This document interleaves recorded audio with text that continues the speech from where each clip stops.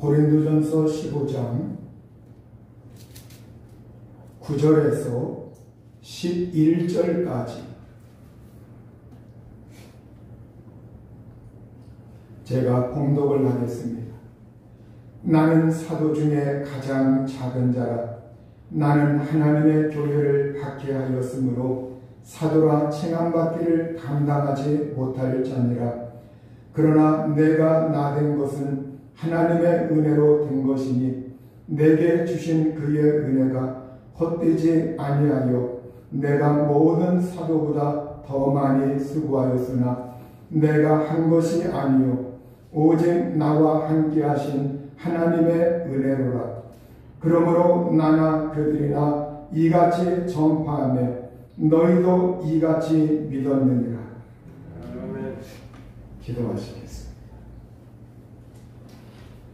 자비하신 아버지 하나님, 저희들 하나님께 나와 마음을 열고 살아계신 하나님의 말씀을 듣고자 하나님을 향합니다.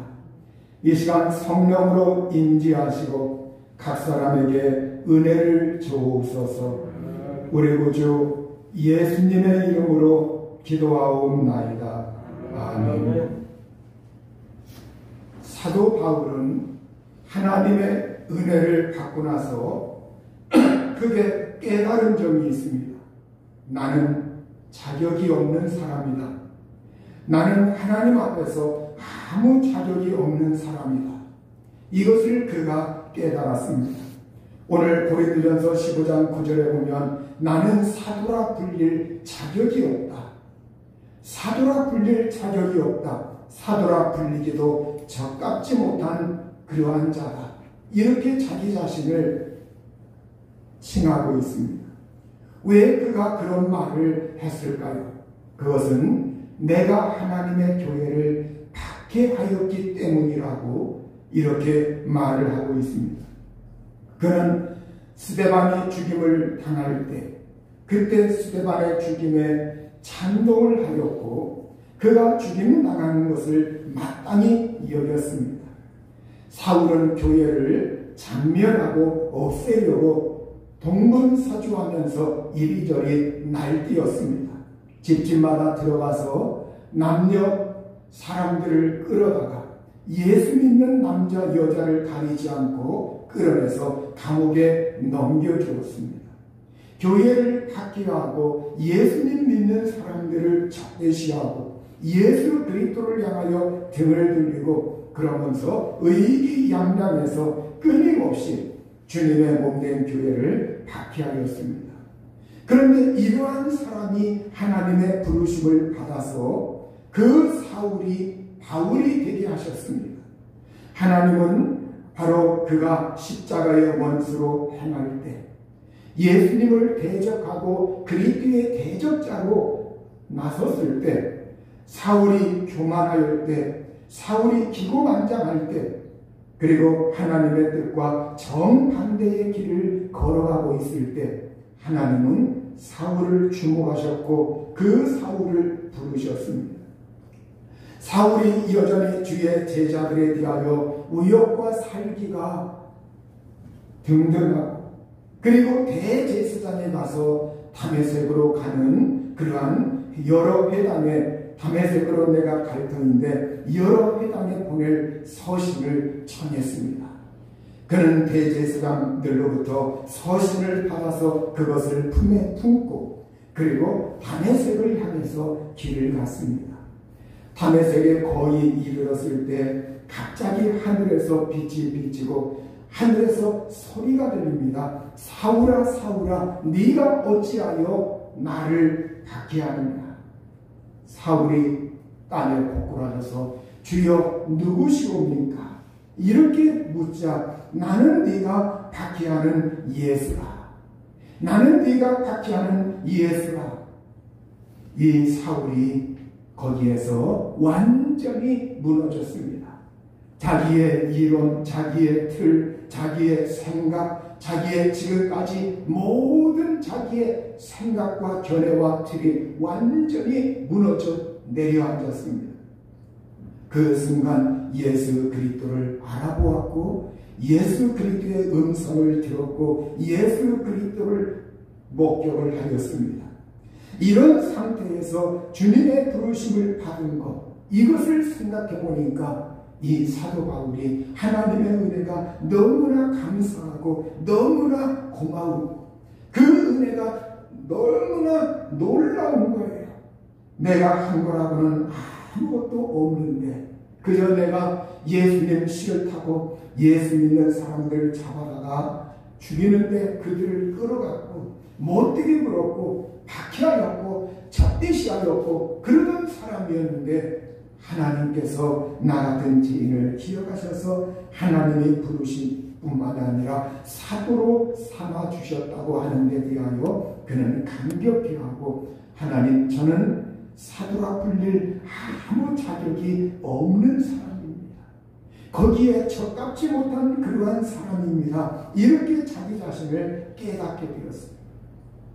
오늘 우리가 하나님의 부르심과 하나님의 은혜는 이 세상에서 착한 사람, 훌륭한 사람, 바르게 살아가는 사람만 하나님께서 부르실 것이다. 이렇게 우리는 생각을 하기가 쉽습니다. 그러나 하나님이 부르는 사람들은 그런 사람만 부르는 것이 아니라 이 세상에서 이와 같이 예수님께 등을 돌리고 적대시하고 아주 못되게 이렇게 주님에게 행하던 그러한 사람이라 할지라도 하나님은 부르시는 하나님이십니다.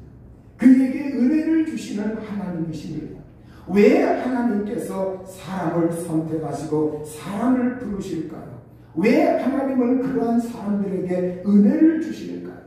그것은 바로 하나님 앞에서 변화받고 은혜받고 예수 그리스도를 전도하라, 예수 그리스도를 증언하라.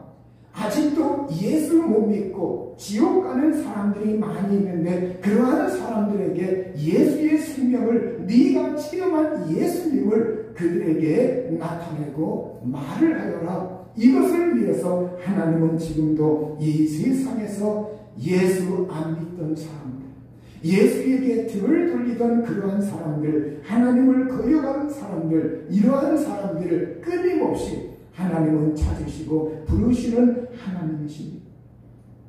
고린도전서 1장 26절에 보면 성경은 이렇게 부르신 사람들에 대하여 말씀을 하고 있습니다. 형제들아, 너희를 부르심을 보라. 육체를 따라 지혜로운 자가 많지 아니하며 능한 자가 많지 아니하며 문벌 좋은 자가 많지 아니하도다. 우리가 하나님의 부름을 받은 사람들은 육신의 기준으로 볼 때 지혜로운 사람, 똑똑한 사람들이 많지 않다. 또 능한 자, 권력 있는 자가, 힘 있는 자가 많지 않다. 그리고 문벌 좋은 자는 무엇입니까? 좋은 가문을 말해요. 좋은 가문에서, 훌륭한 가문에서, 가문이 훌륭한 사람들이 많지 않다. 이렇게 성경은 우리가 부름받은 사람들 육신의 기준으로 보니까 지혜로운 사람도 많지 않고 권력 있고 힘 있는 사람도 많지 않냐. 좋은 가문에서 태어난 사람들이 아니다. 이것을 역으로 말하면 미련한 자, 권력이나 힘이 없는 자, 형편없는 가문, 이러한 곳, 바로 이러한 데서 살아가던 사람들을 하나님은 부르신다는 겁니다. 성경은 하나님께서 부른 사람들에 대하여 어떤 사람들을 불렀나? 성경은 하나님은 이 세상에 미련한 것들, 어리석은 것들을 택하시고 약한 것들을 택하시고 천한 것들, 비천한 것들을 택하시고 멸시받는 것들을 택하시고 없는 것들을 택하셨다고 말씀하고 있습니다. 우리가 이 세상 살아갈 때 사람답지 아니한 사람들을 볼 때 사람들은 인격적으로 대우하지 아니하고 물건 취급을 하는 경우가 있습니다. 사물 취급을 하는 경우가 있습니다. 그래서 이 세상에서 아주 만나니짓 하는 사람들을 가리켜 손가락질하면서 저것도 인간이라고, 저것도 사람이라고, 그러면서 저것이라고 말합니다. 저런 것들이라고 말합니다. 저 사람이라고 말하지 않고 아주 하시하면서 저것들 저런 것들 뭐뭐 것들 이런 말들을 이 세상 사람들은 곧잘 하고 있습니다. 여러분, 바로 그런 부류에 속한 사람들을 하나님께서 이 세상에서 미련한 것들, 없는 것들, 천대받는 것들, 천한 것들, 멸시받는 것들, 아무것도 아닌 것들, 이런 것들을 하나님이 택하셨다고 할 때 바로 하나님은 이렇게 살아가던 사람들을 하나님께서 부르셨다고 하는 것. 그러한 사람들이 부름을 받아서 하나님의 어엿한 성도가 되고 하나님의 믿음의 반열에 서게 되고 하나님의 거룩한 성도가 되어서 예수 그리스도의 그 세마포를 입고 하나님 앞에 거룩하게 나아가 하나님께 영광 돌리는, 하나님께 설 수 있는, 천국에 넉넉하게 들어갈 수 있는 그러한 사람으로 하나님은 변화시킨다고 하는 겁니다. 이게 바로 하나님의 은혜입니다. 여러분, 하나님의 선택과 부르심은 어떠한 사람은 병들었을 때, 어떤 사람은 가난할 때, 어떤 사람은 내 꿈이 좌절되었을 때, 어떤 사람은 이 세상에서 사람들 간에 부대끼면서 살다가 크게 낙심하고 실망하였을 때, 그때 하나님은 그 사람들을 찾으십니다. 내게로 오라, 내게로 오라. 우리 예수님이 바로 그러한 사람을 향해서 우리 주님은 손을 뻗으시고 그러한 사람을 향해서 오라고 말씀을 하십니다. 일본의 작가 가운데 아주 훌륭한 작가 한 사람이 있습니다. 그 사람이 누구냐? 미우라 아야코. 미우라 아야코. 우리 말로는 산포능자. 산포능자. 여러분이 아마 문학에 조금만 조예가 있다고 하면 아마 이름 들어봤을 겁니다. 산포능자. 아주 일본에서 굉장히 유명한 사람이에요.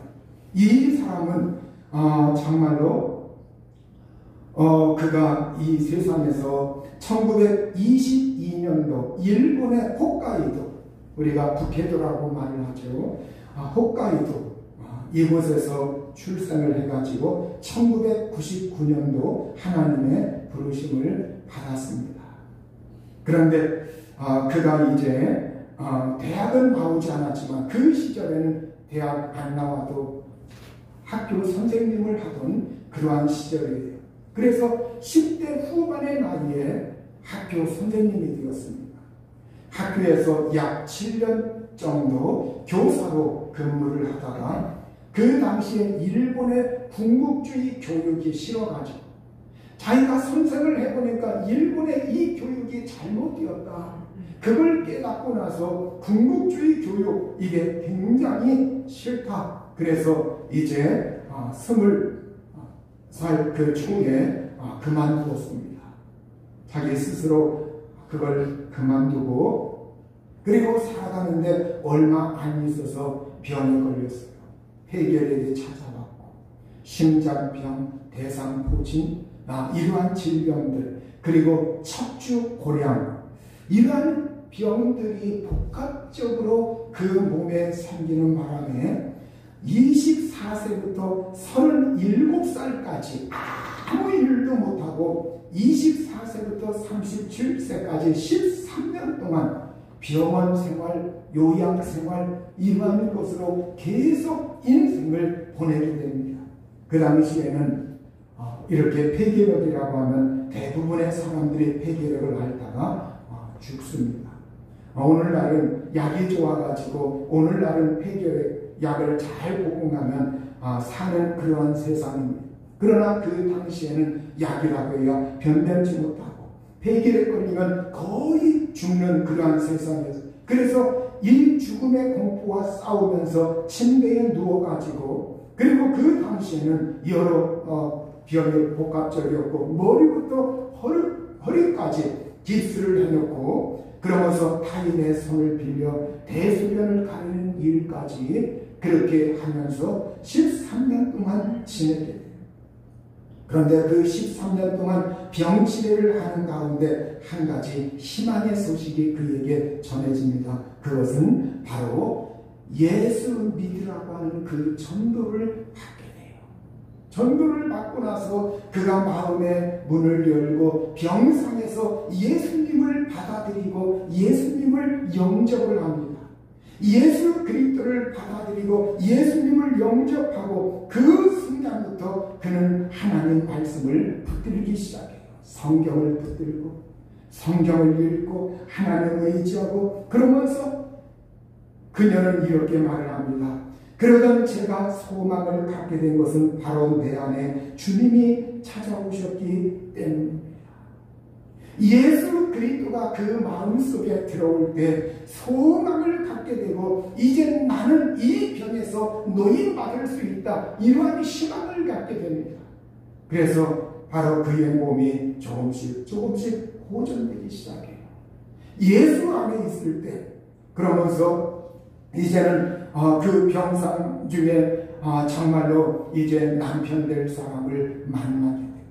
그리고 뒤늦게 결혼을 하게 됩니다. 아주 늦은 나이에 결혼을 하게 돼요.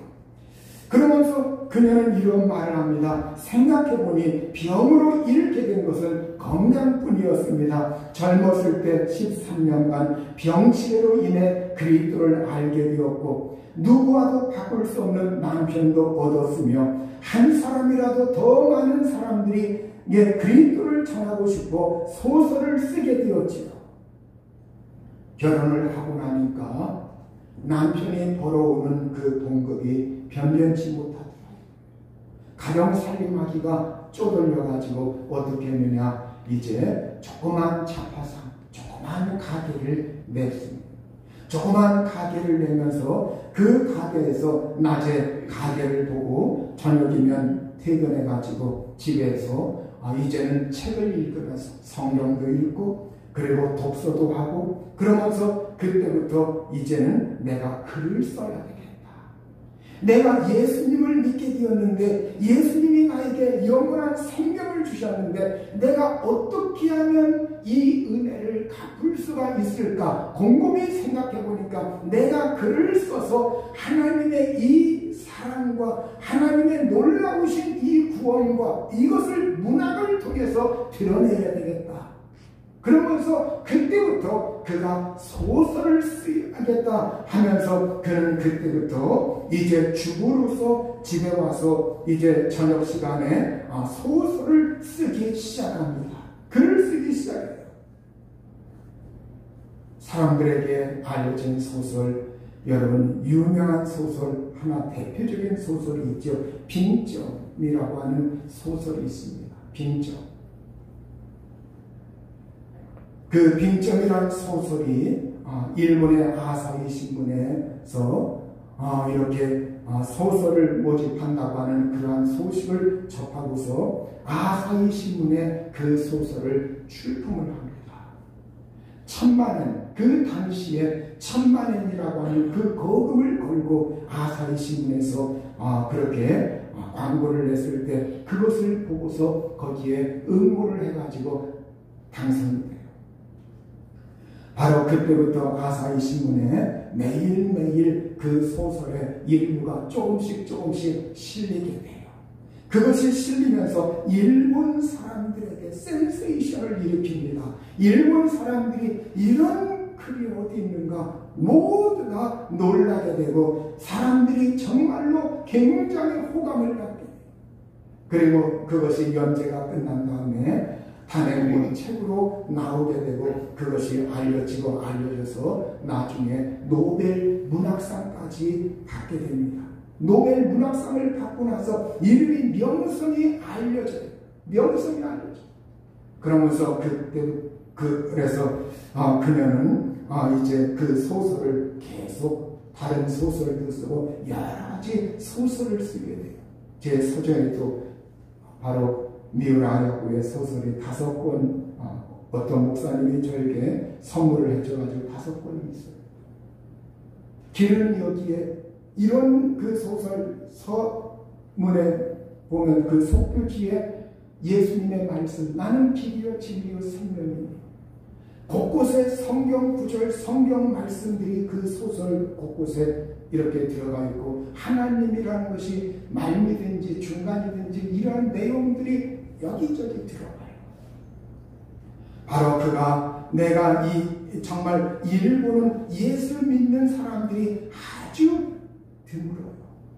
그런데 독실한 기독교인이 되어가지고 내가 이 소설을 써서 기독교 문학을 통해서 하나님을 나타내고 그리스도를 전해야 되겠다, 이러한 생각으로 그렇게 소설 작업을 한 게 30여 권이 넘는, 30여 권이 넘는 굉장한 거죠. 그래서 여러분, 지금도 일본 문학이 꼭 기독교 문학에 한정되지 않는다 할지라도 일본 문학계를 통틀어 볼 때 바로 미우라 아야코, 삼포능자, 이런 사람을 능가할 만한 사람이 있을까 할 정도로, 그 정말 찾아보기 힘들 정도로 굉장히 인정을 받고 있어요.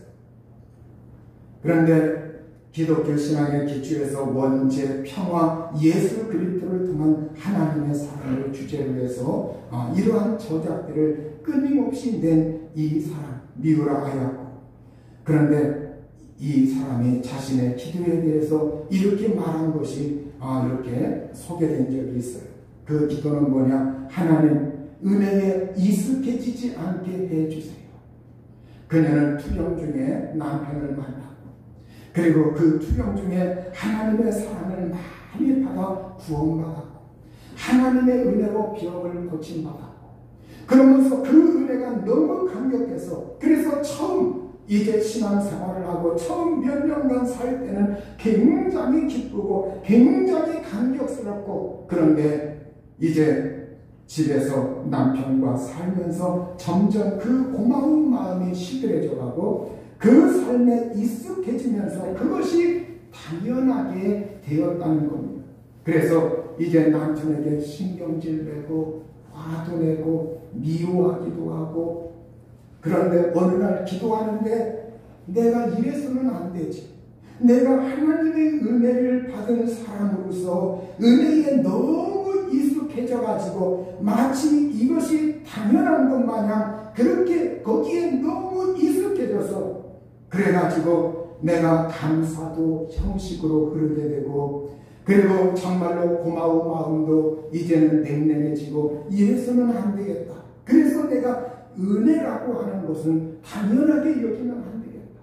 그거에 너무 익숙해진 나머지 내가 그걸 당연하게 여기다 보면 감사가 형식이 되고 고마운 마음도 형식적이 될 수 있다는 것, 이걸 깨달으면서 그때부터 다시 한번 하나님 앞에 엎드리면서 하나님의 은혜에 감격하면서 끊임없이 주님의 그 은혜 속에서 살았다는 거예요. 그녀는 바로 이러한 시를 애송을 했다고 합니다. 작자 미상의 시인데 누가 지었는지 알지 못하지만 그녀가 이 시를 자기의 마음이 조금만 어떠한 때, 그러한 때에도 이 시를 늘 암송한다 해요. 아프지 않으면 드리지 못할 기도가 있다.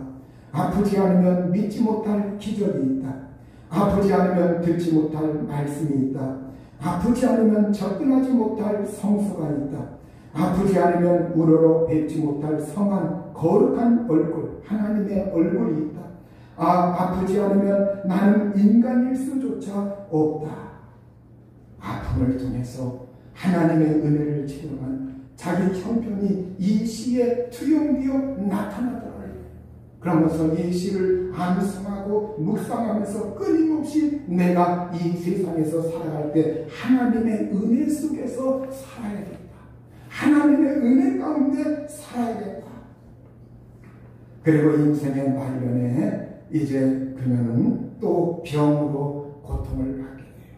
여러 암병도 찾아왔고 또 파킨슨병도 찾아왔고, 그러면서 하나님의 부르심을 받을 때 그 순간까지 믿음을 지키면서 이제 자기가 이걸 직접 쓸 수가 없으니까, 질병으로 직접 쓸 수가 없으니까 자기 남편에게 소설 내용을 그걸 자기가 구상해서 그걸 말을 해서 남편에게 마지막에는 대소하도록 그렇게 하면서 마지막 인생을 마무리 지었습니다.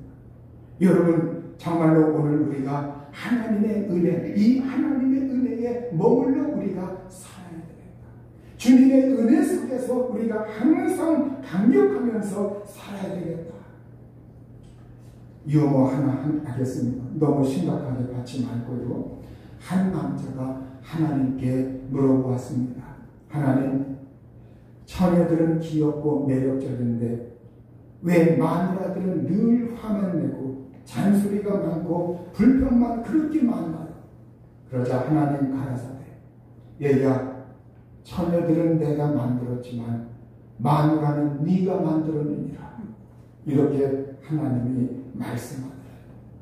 여러분, 그럼 또 물어봐서, 그럼 하나님, 나는 누가 만들었습니까? 너는 네가 은혜 받은 만큼 내가 만들었다. 네가 은혜 받은 만큼 내가 만들었다. 그렇습니다. 여러분, 오늘 우리가 성경은 우리가 예수 그리스도의 그 분량까지 자라나라. 그런데 여러분, 예수 믿는 사람들이라고 해서 다 정도가 똑같지 않습니다. 어떤 사람은 우리 주님을 많이 닮아간 사람이 있고, 어떤 사람은 여전히 인본주의에 서서 생활하는 사람이 있고, 어떤 사람은 정말로 구약 성경에 나와 있는 그 성전 문지방에서 흘러나온 그 물이 흘러가는데, 어떤 사람은 정말 철먹거리면서 자기 발목까지, 어떤 사람은 무릎까지, 어떤 사람은 허리까지, 그래서 거기에서 유영하면서 성령 안에서 충만해서 하나님 안에서 믿음 안에서 살아가는 사람도 있고, 어떤 사람은 찰각찰각거리면서 그 발목에 잡는 상태에서 신앙생활하는 사람들이 있더라는 거예요. 오늘 우리는 바로 그 단계를 우리가 늘 벗어나려면 내가 하나님의 은혜 받았다고 하는 것, 이걸 우리가 명심하고 깨달아야 됩니다. 하나님의 은혜를 받았다. 사도 바울이 은혜가 은혜되기 위하여 바울이 늘 자기 자신이 명심한 것이 있어요. 나는 교회를 박해한 자였다. 나는 사도라 불릴 자격이 없는 사람이다. 그런데 바로 이 사도 바울이 신앙생활하고 주의 복음을 전하면서 능력이 나타납니다. 주의 그리스도의 계시가 임합니다. 다른 사도들에게 임하지 않으면 놀라운 신비를 경험합니다. 다른 사람들이 경험하지 못한 놀라운 것들을 듣고 보고 그러합니다. 교만이 그 마음속에서 싹이 틀만 하면 하나님은 그에게 약한 것들을 보내시고 교만하지 말아라. 사탄이라고 하는 가시도 보내어서 사도 바울을 훈계하시고, 사도 바울로 하여금 이 교만을 물리칠 수 있도록, 그래서 이 바울이 자기가 언제나 명심해요. 나는 교회를 박해한 자였다. 나는 사도라 불릴 자격이 없는 사람이다. 그 생각을 언제나 자기 마음속에 새길 때 바울은 하나님의 은혜에서 떠나지 아니하고 그 은혜 안에 머물면서, 하나님, 제가 약할 때 하나님의 은혜가 저에게 머물러 있나이다. 그러면서 그는 하나님 앞에서 그 은혜 속에 거하였습니다. 그러면서 오늘 성경 말씀은 10절에 이렇게 고백을 합니다. 그러나 내가 나른 것은 하나님의 은혜로 된 것이니 내게 주신 그의 은혜가 헛되지 아니하여 내가 모든 사도보다 더 많이 수고하였으나 내가 한 것이 아니요 오직 나와 함께 하신 하나님의 은혜로라. 나와 함께 하신 하나님의 은혜. 오늘도 이 은혜는 저와 여러분과 함께하고 있는 줄로 믿습니다. 이 은혜 속에서, 우리 하나님의 은혜 속에서 믿음에 승리할 수 있기를 주님의 이름으로 축원합니다. 이 시간